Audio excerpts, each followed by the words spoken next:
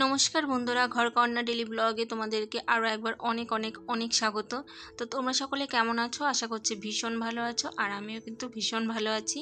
আর ভীষণ ভালো আছি বলেই দেখো আজকে আরেকটি মজাদার রেসিপি নিয়ে তোমাদের সঙ্গে চলে এলাম। তো রান্নাটা করতে কি কি লাগছে সেটাই তোমাদেরকে দেখাচ্ছি, চলো। তো দেখো, প্রথমে আমি মাছটাতে লবণ আর হলুদ মাখিয়ে নিচ্ছি। আর এখানে আমি চুনো মাছ নিয়েছি, এটা মায়া মাছ। তো তোমরা এখানে যে কোনো ধরনের ছোট মাছ ব্যবহার করতে পারো।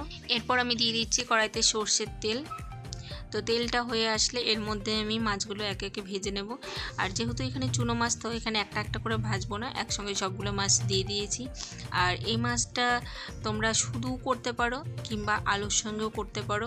এইটা মানে আমার কাছে বেশি আলু দিয়ে করলে বেশি ভালো লাগে।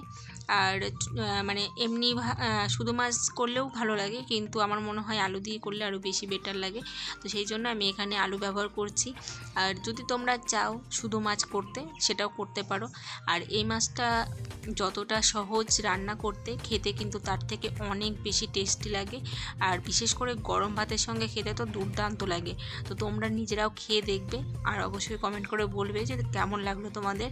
তো আমার মতো এরকম মানে চুনো মাছের ঝাল খেতে কে কে পছন্দ করো, সেটা কিন্তু অবশ্যই কমেন্ট করে জানিও। তো এই যে দেখো, মাছগুলো আমার ভাজা হয়ে গেছে। এবার আমি সব মাছগুলো একে একে নামিয়ে নিচ্ছি। তো দেখো, মাছ ভাজার পরে কড়াইতে কিন্তু অনেকটা তেল রয়েছে, আর আমি এই তেলের মধ্যে বাকি তরকারিটা করব।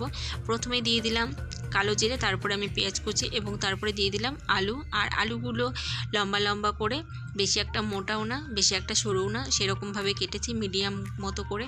এবারে আলু এবং এই পেঁয়াজটাকে বেশ ভালোভাবে কিছুক্ষণ ভেজে নেব। তো দেখো, আমার মোটামুটি ভাজা হয়ে গেছে। আর এরপরে আমি দিয়ে দিলাম পরিমাণ মতো হলুদ, লবণ এবং টমেটো কুচি। তো এবার আমি এইটাকে বেশ কিছুক্ষণ কষিয়ে নেব, তার কারণ হলে কাঁচা হলুদের যে গন্ধটা সেটা থাকবে, তাই আমার বেশ ভালোভাবে কষাতে হবে।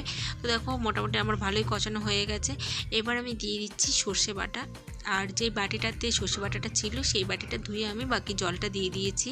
এই যে, এবার এর মধ্যে দিয়ে দিচ্ছি ভাজা মাছগুলো। এই মাছগুলো বেশ ভালোভাবে জলে, মানে তরকারির যে ঝোলটা, সেই ঝোলে ভালোভাবে ডুবিয়ে দিতে হবে। তারপরে 5 মিনিট মতো ঢাকা দিয়ে রাখতে হবে। এবার দেখো, 5 মিনিট পরে দেখো তরকারিটা বেশ সুন্দর হয়ে গেছে।